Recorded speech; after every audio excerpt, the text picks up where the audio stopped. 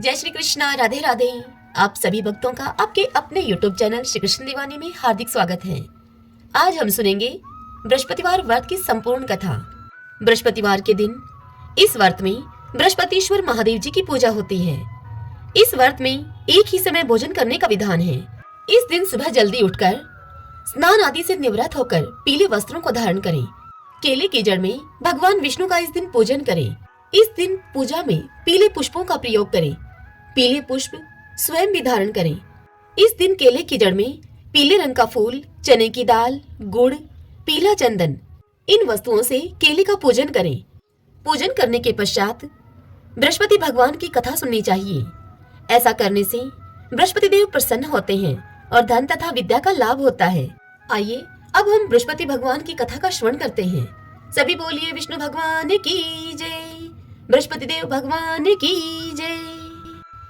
एक समय देवराज इंद्र संपूर्ण लोकपालों तथा ऋषियों से घिरे हुए अपनी सुधर्मा सभा में बैठे थे। वहाँ सिद्ध और विद्याधरगण उनके विजय के गीत गा रहे थे। इसी समय परम बुद्धिमान देवेंद्र गुरु महाभाग बृहस्पति जी अपने शिष्यों के साथ उस देव सभा में पधारे। उन्हें वहाँ उपस्थित देखकर देवताओं ने सहसा उनके चरणों में अपना मस्तक झुकाया। देवराज इंद्र ने भी यह देखा। गुरुदेव वाचस्पति वहाँ आगे खड़े हैं उनके, किंतु इंद्र की बुद्धि राजमत से दूषित हो रही थी। इसीलिए उन्होंने गुरु के प्रति न तो कोई आदरयुक्त वचन कहा और न ही उनको बैठने के लिए आसन ही दिया और न चले जाने को ही कहा।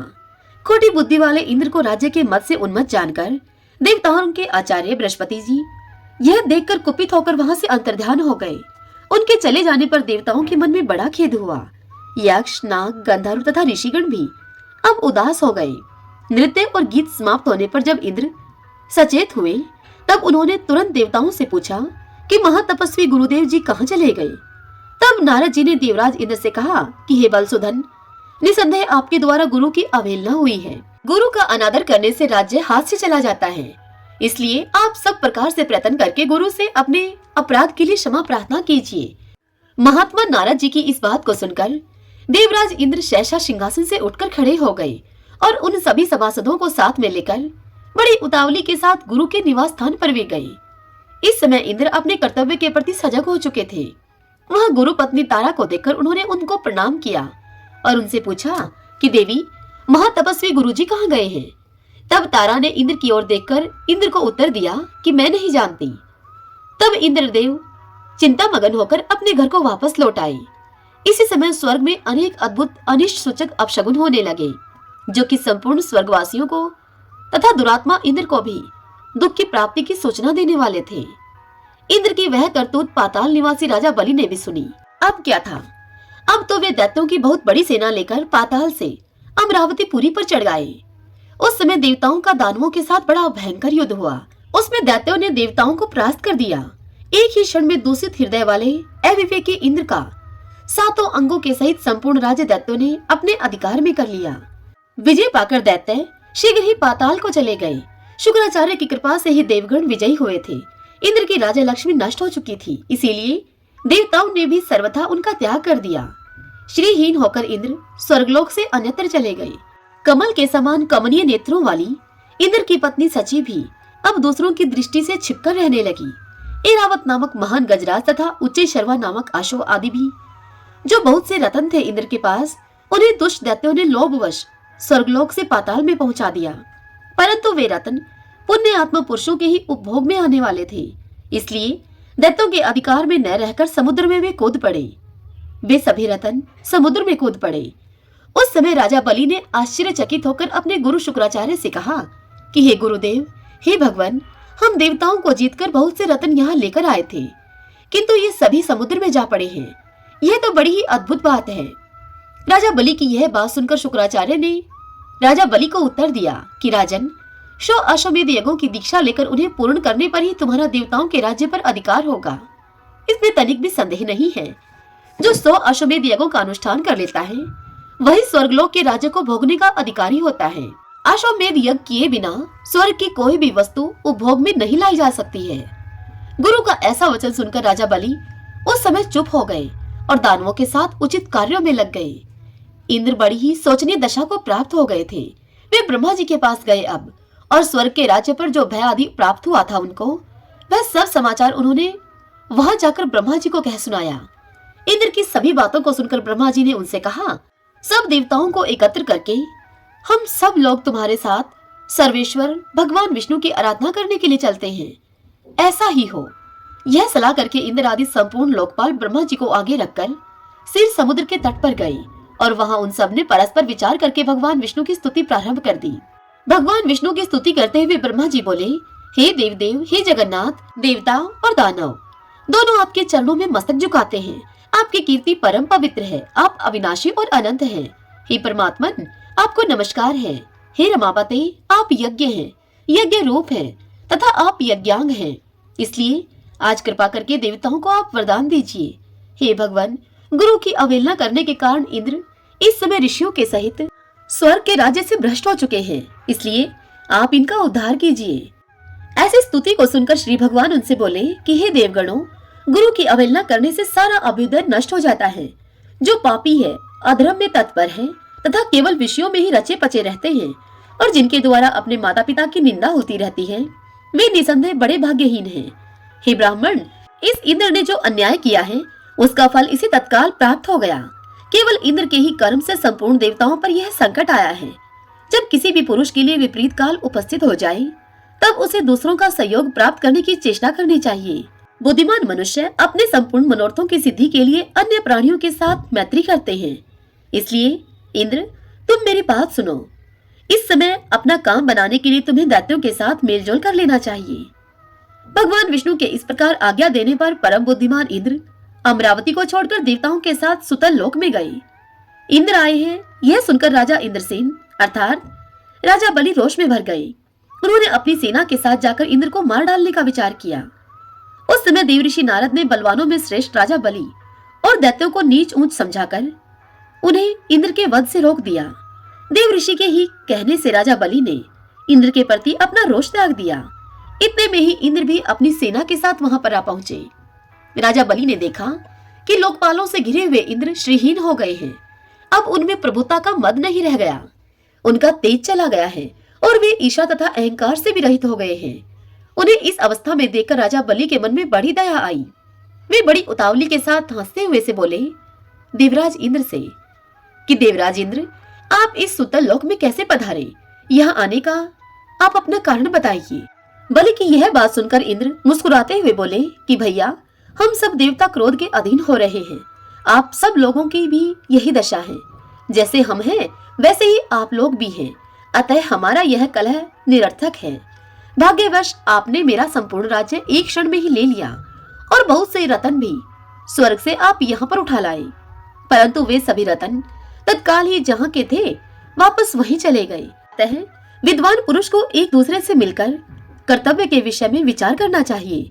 विचार करने से ज्ञान होता है और ज्ञान होने से संकट से छुटकारा अवश्य मिल जाएगा। इस समय तो मैं संपूर्ण देवताओं के साथ आपके समीप त्राण पाने के लिए आया हूँ। जब इंद्र की सारी बात समाप्त हो गई तब देवऋषि नारद जी ने राजा बलि को समझाते हुए राजा बलि से कहा, हे दैत्यराज, शरण में आए हुए प्राणी की रक्षा करना महापुरुषों का धर्म है। जो लोग ब्राह्मण, रोगी, वृद्ध और शरणागत की रक्षा नहीं करते वे ब्रह्म हत्यारे हैं। इंद्र इस समय शरणागत शब्द से अपना परिचय देते हुए तुम्हारे समीप आए हैं, अतः इनका भली भांति रक्षण और पोषण करना तुम्हारा परम कर्तव्य है। इसमें तनिक भी संदेह की बात नहीं है। देवऋषि नारद के यूं कहने पर कर्तव्य और अकर्तव्य के ज्ञान में कुशल दैत्यराज बलि ने स्वयं भी अपनी बुद्धि से विचार किया। तदंतर लोकपालों और देवताओं के सहित इंद्र का बड़े सम्मान के साथ स्वागत सत्कार किया गया और उनके मन में विश्वास उत्पन्न करने के लिए अनेक प्रकार की सच्ची शपथें भी खाई गई, सच्चे वचन कहे गए। इंद्र ने भी राजा बलि को विश्वास दिलाने वाली शपथ खाई। देवराज इंद्र स्वार्थ साधन में तत्पर रहते हैं और अर्थशास्त्र में ही उनकी विशेष प्रवृत्ति है। उन्होंने शपथ खाकर राजा बलि के साथ सुतल लोक में ही निवास किया। वहां रहते हुए उन्हें अनेक वर्ष व्यतीत हो गए। एक दिन बलि की सभा में बैठे हुए नीति निपुण देवराज इंद्र ने बलि को संबोधित करके हंसते हुए उनसे कहा कि हे वीरवर, हमारे हाथी घोड़े आदि नाना प्रकार के बहुत से रतन जो इस समय तुम्हें प्राप्त होने के योग्य हैं, तत्काल ही समुद्र में जा गिर पड़े हैं। अतः हम लोगों को समुद्र से उन रत्नों का उद्धार करने के लिए बहुत शीघ्र प्रयत्न करना चाहिए। तुम्हारे कार्य की सिद्धि के लिए समुद्र का मंथन करना उचित है। इंद्र के इस प्रकार प्रेरणा देने पर बलि ने शीघ्रता पूर्वक इंद्र से पूछा, यह समुद्र मंथन किस उपाय से संभव होगा? इसी समय मेघ के समान गंभीर स्वर में आकाशवाणी हुई, देवताओं और दैत्यों, तुम क्षीर समुद्र का मंथन करो। इस कार्य में तुम्हारे बल की वृद्धि होगी, इसमें तनिक भी संदेह नहीं है। मंदराचल को मथानी और वासुकी नाग को तुम रस्सी बनाओ, फिर देवता और दैत्य मिलकर समुद्र का मंथन आरंभ करो। यह आकाशवाणी सुनकर सहस्त्रों दैत्य और देवता समुद्र मंथन के लिए उद्यत होकर स्वर्ण के सदृश कांतिमान मंदराचल पर्वत के समीप गए। वह पर्वत सीधा, गोलाकार, बहुत मोटा और अत्यंत प्रकाशमान था। अनेक प्रकार के रत्न उस पर्वत की शोभा को बढ़ा रहे थे। चंदन, पारिजात, नाग केसर, जायफल और चंपा आदि भांति भांति के वृक्षों से वह भरा हुआ दिखाई देता था। उस महान पर्वत को देखकर संपूर्ण देवताओं ने हाथ जोड़कर उससे कहा कि दूसरों का उपकार करने वाले महाशैल हे मंदराचल, हम सब देवता तुमसे कुछ निवेदन करने के लिए यहाँ पर आए हैं, वह तुम ध्यान पूर्वक सुनो। उनके यो कहने पर मंदराचल ने देहधारी पुरुष के रूप में प्रकट होकर कहा, हे देवगणों, आप सब लोग मेरे पास किस कार्य से आए हैं, वह कार्य मुझे बताइए। तब इंद्र ने मधुर वाणी में मंदराचल से कहा, मंदराचल, तुम हमारे साथ रहकर एक कार्य में सहायक बनो। हम समुद्र को मथकर उसमें से अमृत निकालना चाहते हैं। इस कार्य के लिए तुम मथानी बन जाओ। मंदराचल ने बहुत अच्छा कहकर देवराज इंद्र की आज्ञा को स्वीकार किया और देव कार्य की सिद्धि के लिए देवताओं, दैत्यों तथा विशेषतः इंद्र से कहा कि हे पुण्य आत्मा देवराज, आपने अपने वज्र से मेरे दोनों पंख काट डाले हैं, फिर आप लोगों के कार्य की सिद्धि के लिए वहां तक भला मैं कैसे चल सकता हूँ। तब संपूर्ण देवताओं और दैत्यों ने उस अनुपम पर्वत को क्षीर समुद्र तक ले जाने की इच्छा से उखाड़ लिया, परंतु वे उसे धारण करने में समर्थ न हो सके। वह महान पर्वत उसी समय देवताओं और दैत्यों के ऊपर गिर पड़ा। कोई कुचले गए, तो कोई मर गए, तो कोई मूर्छित हो गए, तो कोई एक दूसरे को कोसने लगे, तो कोई चिल्लाने लगे, तो कुछ लोगों ने बड़े कलेश का अनुभव किया। इस प्रकार उनका उद्यम और उत्साह अब भंग हो गया। वे देवता और दानव सचेत होने पर जगदीश्वर भगवान विष्णु की स्तुति करने लगे। शरणागत वत्सल महाविष्णु, हमारी रक्षा कीजिए प्रभु, आपने ही इस संपूर्ण चराचर जगत को व्याप्त कर रखा है। उस समय देवताओं का कार्य सिद्ध करने के लिए गरुड़ की पीठ पर बैठे हुए भगवान विष्णु सहसा वहां पर प्रकट हो गए। वे सबको अभय देने वाले हैं। उन्होंने देवताओं और दैत्यों की ओर दृष्टिपात करके खेल ही खेल में उस महान पर्वत को उखाड़कर गरुड़ की पीठ पर रख लिया। फिर वे देवताओं और दैत्यों को क्षीर समुद्र के उत्तर तट पर ले गए और पर्वत श्रेष्ठ मंदराचल को समुद्र में डालकर तुरंत ही वहां से चल दिए। तदंतर सब देवता दैत्यों को साथ लेकर वासुकी नाग के समीप गए और उनसे भी अपनी प्रार्थना स्वीकार कराई उन्होंने। इस प्रकार मंदराचल को मथानी और वासुकी नाग को रस्सी बनाकर देवताओं और दैत्यों ने क्षीर समुद्र का मंथन आरंभ किया। इतने में ही वह पर्वत समुद्र में डूबकर रसातल को जा पहुंचा। तब लक्ष्मीपति भगवान विष्णु ने कश्यप रूप धारण करके तत्काल ही मंदराचल को ऊपर उठा दिया। उस समय यह एक अद्भुत घटना हुई। फिर जब देवता और दैत्यों ने मथानी को घुमाना आरंभ किया, तब वह पर्वत बिना गुरु के ज्ञान की भांति कोई सुदृढ़ आधार न होने के कारण इधर उधर डोलने लगा। यह देखकर परमात्मा भगवान विष्णु स्वयं ही मंदराचल के आधार बन गए और उन्होंने अपने चारों भुजाओं से मथानी बने हुए उस पर्वत को भली भांति पकड़कर उसे सुखपूर्वक घुमाने योग्य बना दिया। तब अत्यंत बलवान देवता और दैत्य एकीभूत होकर अधिक जोर लगाकर क्षीर समुद्र का मंथन करने लगे। कश्यप रूपधारी भगवान की पीठ तो जन्म से ही कठोर थी और उस पर घूमने वाला पर्वत श्रेष्ठ मंदराचल भी वज्रसार की भांति दृढ़ था। उन दोनों की रगड़ से समुद्र में बड़वानल प्रकट हो गया, साथ ही हलाहल विष भी उत्पन्न हुआ। उस विष को सबसे पहले नारद जी ने देखा। तब अमित तेजस्वी देव ऋषि नारद जी ने देवताओं को पुकार कर कहा, अदिति कुमारों, अब तुम समुद्र का मंथन मत करो। इस समय संपूर्ण उपद्रवों का नाश करने वाले भगवान शिव की प्रार्थना करो। तुम वे परात्पर हैं, परमानंद स्वरूप हैं तथा योगी पुरुष भी उन्हीं का ध्यान किया करते हैं। देवता अपने स्वार्थ साधना में संलग्न होकर समुद्र को मत रहे थे। वे अपनी ही अभिलाषा में तन्मय होने के कारण नारद जी की बात को सुन नहीं सके।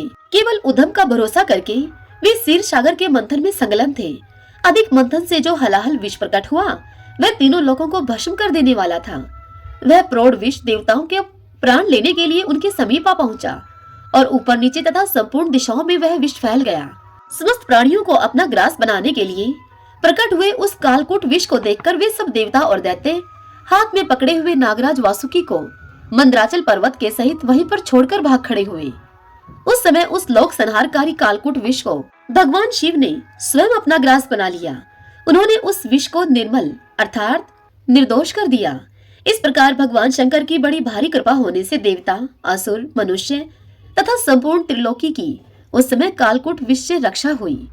तदंतर भगवान विष्णु के समीप मंदराचल को मथानी और वासुकी नाग को रस्सी बनाकर देवताओं ने पुनः समुद्र को मथना आरंभ किया। तब समुद्र से देव कार्य की सिद्धि के लिए अमृतमयी कलाओं से परिपूर्ण चंद्रदेव प्रकट हुए।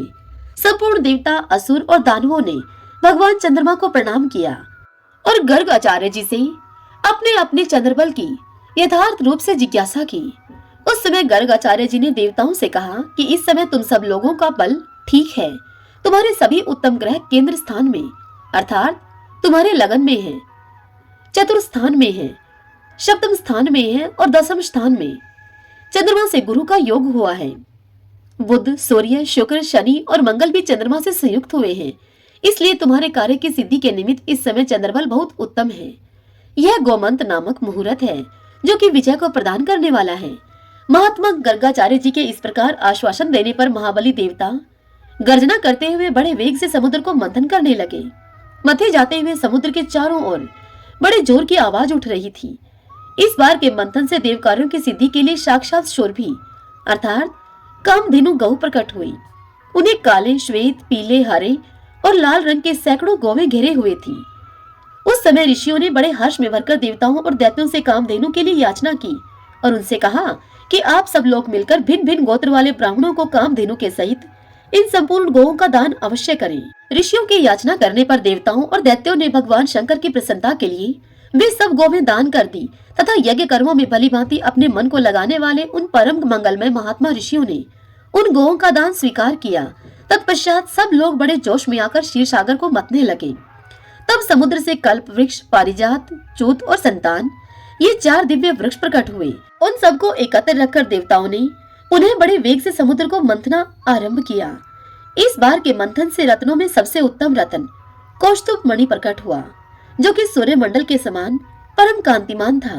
वह अपने प्रकाश से तीनों लोकों को प्रकाशित कर रहा था। देवताओं ने चिंतामणि को आगे रखकर कौस्तुभ का दर्शन किया और उसे भगवान विष्णु की सेवा में भेंट कर दिया। तदंतर चिंतामणि को मध्य में रखकर देवताओं और दैत्यों ने पुनः समुद्र को मथना आरंभ किया। वे सभी बल में बढ़े चढ़े थे और बार बार गर्जना कर रहे थे। अब की बार उस पर्वत को मथे जाते हुए समुद्र से उच्छय शर्वा नामक अश्व प्रकट हुआ। वह अश्व समस्त अश्व जाति में एक अद्भुत रतन था। उसके बाद गज जाति में रतनभूत इरावत प्रकट हुआ। उसके साथ श्वेत वर्ण के 64 हाथी और भी थे। इरावत के 4 दांत बाहर निकले हुए थे और मस्तक से मद की धारा बह रही थी। इन सबको भी मध्य में स्थापित करके वे सब पुनः समुद्र मथने लगे। उस समय उस समुद्र से मदिरा, भांग, कांकड़ा सिंकी, लहसुन, गाजर, अत्यधिक उन्मादक कारक कतूर तथा पुष्कर आदि बहुत सी वस्तुएं प्रकट हुई। इन सबको भी समुद्र के किनारे एक स्थान पर रख दिया गया। तत्पश्चात वे श्रेष्ठ देवता और दानव पुनः पहले की भांति समुद्र का मंथन करने लगे। अब की बार समुद्र से संपूर्ण भुवनों की एकमात्र अधीश्वरी दिव्य रूपा देवी महालक्ष्मी प्रकट हुई, जिन्हें ब्रह्मवेत्ता पुरुष आनविक्षिकी अर्थात वेदांत विद्या कहते हैं। इन्हीं को दूसरे लोग मूल विद्या कहकर पुकारते हैं। कुछ सामर्थ्यशाली महात्मा इन्हीं को वाणी और ब्रह्म विद्या भी कहते हैं। कोई कोई इन्हीं को रिद्धि, सिद्धि, आज्ञा और आशा नाम देते हैं, तो कोई योगी पुरुष इन्हीं को वैष्णवी कहते हैं। सदा उधम में लगे रहने वाले माया के अनुयायी इन्हीं को माया के रूप में जानते हैं। जो अनेक प्रकार के सिद्धांतों को जानने वाले तथा ज्ञान शक्ति से संपन्न हैं, वे इन्हीं को भगवान की योग माया कहते हैं। देवताओं ने देखा कि देवी महालक्ष्मी का रूप परम सुंदर है। उनके मनोहर मुख पर स्वाभाविक प्रसन्नता विराजमान है। हार और नुपुरों से उनके श्रीअंगों की बड़ी शोभा हो रही है। उनके मस्तक पर छत्र तना हुआ है। दोनों ओर से चंवर डुल रहे हैं। जैसे माता अपने पुत्रों की ओर स्नेह और दुलार भरी दृष्टि से देखती है, ठीक उसी प्रकार सती महालक्ष्मी ने देवता, दानव, सिद्ध, चारण और नाग आदि संपूर्ण प्राणियों की ओर दृष्टिपात किया। माता महालक्ष्मी की कृपा दृष्टि पाकर संपूर्ण देवता उसी समय श्री संपन्न हो गए। वे तत्काल राज्य अधिकारी के शुभ लक्षणों से संपन्न दिखाई देने लगे। तदंतर देवी लक्ष्मी ने भगवान मुकुंद की ओर देखा। उनके श्रीअंग तमाल के समान श्याम वर्ण के थे। कपोल और नासिका बड़ी सुंदर थी। वे परम मनोहर दिव्य शरीर से प्रकाशित हो रहे थे। उनके वक्षस्थल में श्रीवत्स का चिन्ह सुशोभित था। भगवान के एक हाथ में कमोद की गदा शोभा पा रही थी। भगवान नारायण की उस दिव्य शोभा को देखते ही लक्ष्मी जी आश्चर्यचकित हो उठी और अपने हाथ में वनमाला लेकर सहसा हाथी से उतर पड़ी। वह माला श्री जी ने अपने ही हाथों से बनाई हुई थी। उसके ऊपर भ्रमर मंडरा रहे थे। देवी ने वह सुंदर वनमाला परम पुरुष भगवान विष्णु के कंठ में पहना दी और स्वयं उनके वाम भाग में जाकर खड़ी हो गई। उन शोभाशाली दंपति का वहां दर्शन करके संपूर्ण देवता, दैत्य, सिद्ध, अप्सराएं, किन्नर तथा चारणगण परम आनंद को प्राप्त हुए। को लेकर हुए उस देव असुर संग्राम में इंद्र ने भी दैत्यों का बड़ा भयंकर संहार किया। उनका वह कृत्य बड़ा अद्भुत था। उस समय अर्थशास्त्र का आश्रय लेकर सचिपति इंद्र दुर्जय दैत्यों के लिए काल रूप हो रहे थे। जब इस प्रकार असुर मारे जा रहे थे, उस समय इंद्र को रोकने के लिए भगवान नारद जी वहां पर पधारे और वह नारद जी इस प्रकार यूं बोले, असुरों के मंडल में जो वीर योद्धा मारे गए हैं, उनके बाद अब तुम भयभीत सैनिकों की हत्या क्यों कर रहे हो? जो भयभीत होकर शरण में आ जाते हैं, ऐसे सैनिकों की जो लोग विजय मद से उन्मत्त होकर हत्या करते हैं, उन्हें महापातकी और ब्रह्म हत्यारा समझना चाहिए। इसीलिए तुम्हें मन से भी किसी भयभीत प्राणी की हिंसा नहीं करनी चाहिए। महात्मा नारद जी के इस प्रकार यों कहने पर इंद्र देवसेना के सहित तत्काल ही स्वर्ग में चले आए। उस समय सब देवता परस्पर अधिक हर्ष प्रकट करने लगे। यक्ष, गंधर्व और किन्नरगण भी बड़े आनंदित हुए। श्रेष्ठ देव ऋषियों और ब्रह्म ऋषियों ने अमरावती के सिंहासन पर सची के सहित इंद्र का अभिषेक किया। इंद्र भगवान शंकर के प्रसाद से विजयी हुए थे। उस समय देवलोक में बड़ा भारी उत्सव मनाया गया।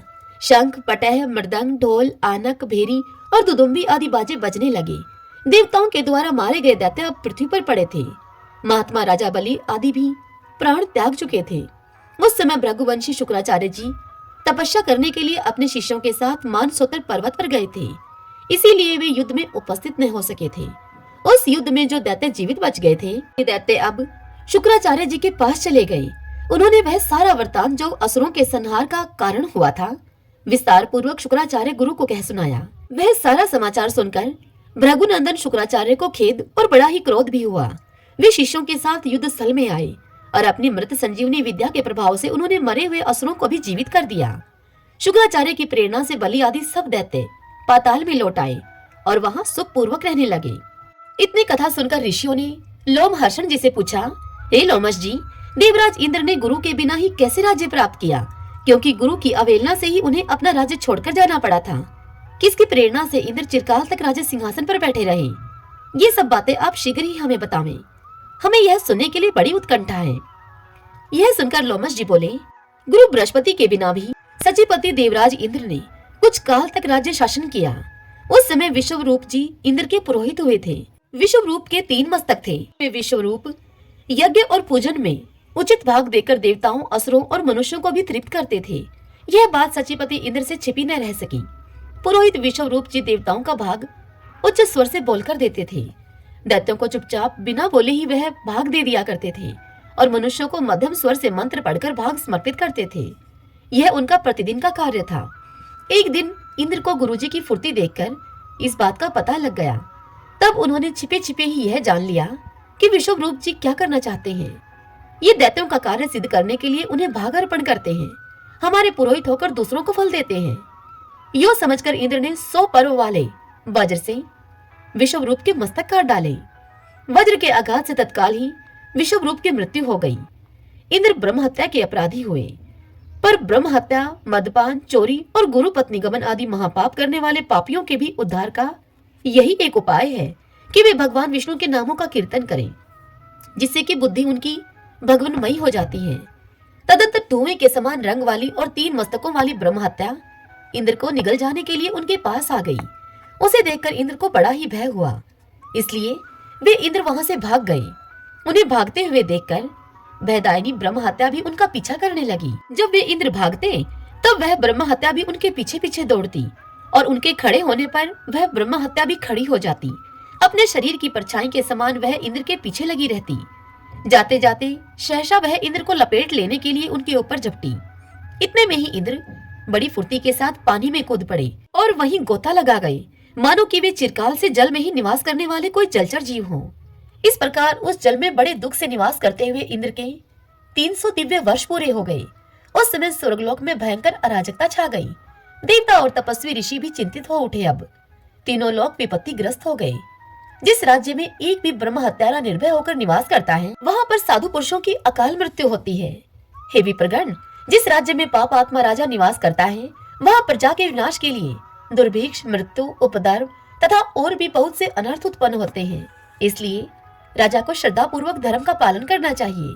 राजा के पवित्र होने से ही उसकी प्रजा पवित्र रहकर स्थिरता प्राप्त करती है। इंद्र ने जो पाप किया था, उसके कारण संपूर्ण जगत नाना प्रकार के संतापों से पीड़ित और उपद्रवग्रस्त हो गया। इतनी कथा सुनकर शौनक जी ने पूछा, हे सूत जी, इंद्र ने तो 100 अश्वमेध यज्ञों का अनुष्ठान करके देवताओं का विशाल राज्य प्राप्त किया है, फिर उसमें विघ्न क्यों उत्पन्न होता है? यह सुनकर सूत जी बोले, देवताओं, दानवों और विशेष रूप से मनुष्य के सुख और दुख का कारण कर्म ही है, इसमें संशय नहीं है। इंद्र ने बड़ा ही अद्भुत एवं घृणित कर्म किया था। उन्होंने गुरु की अवहेलना के साथ ही ब्राह्मण विश्व रूप का वध भी कर डाला था।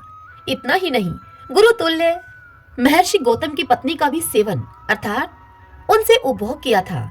इन्हीं सब बुरे कर्मों का फल देवराज इंद्र को प्राप्त हुआ था, जिसे टालने का कोई उपाय नहीं था।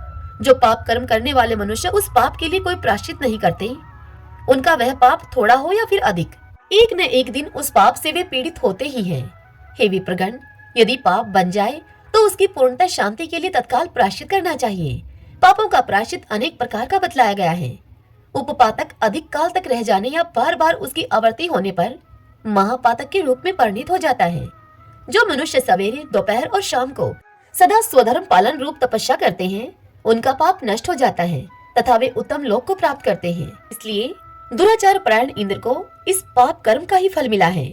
हे विप्रगण, उस समय की परिस्थिति पर भली भांति विचार करके संपूर्ण लोकपाल एकत्र होकर बृहस्पति के पास गए और अपना सब मनोगत विचार उन पर प्रकट किया। उन्होंने स्थिर चित्त होकर इंद्र की सभी बातें गुरु बृहस्पति से कह सुनाई।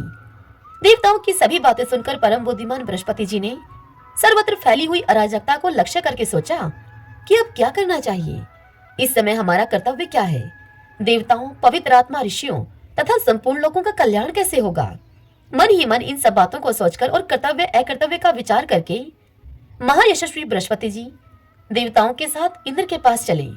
वे तुरंत ही उस जलाशय पर जा पहुंचे जिसमें कि इंद्र छिपे हुए थे और जिसके तट पर भयानक चांडाली के रूप में ब्रह्म हत्या खड़ी हुई थी। वे संपूर्ण देवता और महर्षि जलाशय के किनारे पर बैठ गए। गुरु बृहस्पति जी ने स्वयं ही इंद्र को पुकारा। गुरु बृहस्पति जी की आवाज को सुनकर इंद्र पानी में से उठकर खड़े हो गए। उस समय उन्हें अपने गुरु बृहस्पति जी का दर्शन हुआ। इंद्र के मुख पर आंसुओं की धारा बह चली। उन्होंने सामने खड़े हुए बृहस्पति जी को तथा वहां पर आए हुए संपूर्ण तपस्वी मुनियों को शीघ्रता पूर्वक प्रणाम किया। फिर दीन वदन होकर अपने ही किए हुए अज्ञान सूचक महान कुकर्मों पर मन ही मन भली भांति विचार करके वे बोले, हे प्रभु, इस समय मेरे द्वारा पालन करने योग्य कौन सा कर्तव्य है, वह मुझे बताइए। उदार बुद्धि वाले भगवान बृहस्पति जी ने हंसकर देवराज इंद्र को उत्तर दिया, हे इंद्र, पहले तुमने जो कुछ किया था उसी कर्म का यह फल आज तुम्हें मिल रहा है। केवल भोग से ही इसका क्षय होगा। धर्म शास्त्रकारों ने ब्रह्म हत्या के लिए कोई प्रायश्चित नहीं देखा है। उनकी दृष्टि में ब्रह्म हत्या दूर करने के लिए कोई प्रायश्चित है ही नहीं। अनजाने में जो पाप हो जाता है उसी के निवारण का उपाय धर्म शास्त्रज्ञ विद्वानों ने बताया है। जो पाप स्वेच्छा पूर्वक जानबूझकर किया जाता है उसके प्रतिकार का कोई उपाय नहीं है। इच्छा पूर्वक जानबूझकर किया गया पाप अनिच्छा या अज्ञान पूर्वक किए हुए पाप की श्रेणी में नहीं आ सकता। विषय भेद से इन दोनों प्रकार के पापों का प्रायश्चित नियत किया गया है। जानबूझकर किए हुए पाप के लिए मरणोपरांत प्रायश्चित का विधान है। अज्ञान जनित पाप के लिए विशेष प्रायश्चित बताया गया है। तुमने जो पाप किया है वह अनजाने में नहीं हुआ है। वह पाप तुम्हारे द्वारा स्वयं जानबूझकर विद्वान पुरोहित ब्राह्मण का वध किया गया है। इसलिए उसके निवारण का कोई उपाय नहीं है। जब तक मृत्यु नहीं हो जाती तब तक तुम इस जल में ही स्थिर भाव से पड़े रहो। हे दुर्मते, तुम्हारे 100 अश्वमेध यज्ञों का फल तो उसी समय नष्ट हो गया था जब तुमने ब्राह्मण विषव रूप की हत्या की थी। जैसे छेद वाले घड़े में थोड़ा भी जल नहीं ठहरता, ठीक उसी प्रकार पापी मनुष्य का पुण्य प्रतिक्षण नष्ट होता रहता है। बृहस्पति जी का यह वचन सुनकर इंद्र ने उनसे कहा, हे गुरुदेव, इसमें संदेह नहीं कि मेरे कुकर्म से ही मुझे ऐसी दशा प्राप्त हुई है। अब आप इन देव ऋषियों के साथ शीघ्र ही अमरावती पुरी को पधारें और देवताओं तथा संपूर्ण लोगों का कार्य सिद्ध करने के लिए आपके मन में जो अच्छे प्रतीत हों उन्हें आप इंद्र बना लें। मैं तो इस ब्रह्म हत्या से आवृत होने के कारण अब मरे हुए के ही समान हूँ। इंद्र के इस प्रकार यूं कहे जाने पर बृहस्पति को आगे करके संपूर्ण देवता तुरंत ही अमरावतीपुरी को लौट आए और इंद्र का जो विचार था वह सब सची के सामने उन्होंने यथार्थ रूप से कह सुनाया। सब देवता बारंबार विचार करने लगे कि अब इस राज्य का संचालन करने के लिए हमें क्या करना चाहिए। इसी समय अमित तेजस्वी देवऋषि नारद जी इच्छा के अनुसार घूमते हुए वहां पर आ पहुंचे और देवताओं के द्वारा पूजित होकर वे बोले कि हे देवगणों, आप लोग इस प्रकार अनमने से क्यों प्रतीत हो रहे हो। तब देवऋषि नारद जी के पूछने पर देवताओं ने इंद्र की सारी करतूतें उनको कह सुनाई। तब सारी बात सुनकर नारद जी बोले कि देवताओं, इंद्र के ये सारे चरित्र मैंने पहले ही सुन रखे हैं। अब तो इस महान पाप के कारण इंद्र की सारी श्रेष्ठता चली गई। आप सभी देवता सर्वज्ञ हैं, तपस्या और पराक्रम से संपन्न हैं, अतः आप लोग चंद्रवंशी राजा नहुष को इंद्र बना लें। इस राज्य पर उन्हें शीघ्र ही बिठा लेना चाहिए। महात्मा नहुष ने यज्ञ की दीक्षा लेकर 99 अश्वमेध यज्ञ पूर्ण कर लिए हैं। सब देवताओं और महर्षियों ने इंद्र का राज्य अब नारद जी के कहने पर नहुष को सौंप दिया। तभी से अगस्त आदि सभी महर्षि नहुष की सेवा में उपस्थित रहने लगे। गंधर्व, अप्सरा, यक्ष, विद्याधर, महानाग, सुपर्ण और पक्षी आदि जो भी स्वर्गवासी प्राणी थे वे सब नहुष की सेवा करने लगे। इस प्रकार उत्तम कलाओं से सुशोभित तथा संपूर्ण देवताओं से सुपूजित राजा नहुष जब स्वर्गलोक के अधिपति हो गए तब उन्हें महान कामनल संतप्त करने लगा। राजा नहुष ने पूछा देवताओं से, देवताओं, क्या कारण है कि अभी तक इंद्राणी मेरे समीप नहीं आ रही है? उन्हें शीघ्र बुलाओ तुम। नहुष की यह बात सुनकर उदार बुद्धि वाले बृहस्पति जी सची के भवन में गए और वे बोले, हे कल्याणी, इंद्र के दुष्कर्म से विवश होकर यहाँ का राज्य संभालने के लिए हम लोग नहुष को ले आए हैं, परंतु तुम इस कार्य के विरुद्ध जान पड़ती हो, तभी तो तुम अभी तक वहां उपस्थित नहीं हुई। यह सुनकर सची ने पापहीन गुरु बृहस्पति जी से हंसकर कहा कि नहुष मुझे प्राप्त करने के योग्य नहीं है। आप स्वयं ही तत्वतः विचार करके देखें कि क्या वह मुझे प्राप्त करने का अधिकारी है। मैं पराई स्त्री हूँ, यदि वह मुझे पाने की अभिलाषा करता है तो उस अज्ञानी से आप कहिए कि जो वाहन बनाने के योग्य न हो, ऐसे वाहन पर बैठकर वह यहाँ पर आए, तब मुझे प्राप्त कर सकता है। तब तथास्तु कहकर बृहस्पति जी शीघ्रता पूर्वक वहां से लौट गए और काम संतप्त हुए नहुष से सची देवी की कही हुई सभी बातें जो की तो उन्हें कह सुनाई। नहुष काम से मोहित हो रहे थे। उन्होंने कहा, ठीक है, और यूं कहकर नहुष सची देवी की शर्त को स्वीकार करने लगे। फिर वे अपनी बुद्धि के द्वारा विचार करने लगे कि वाहन न बनाने योग्य ऐसी कौन सी वस्तु है जो प्रशंसनीय मानी जाती है।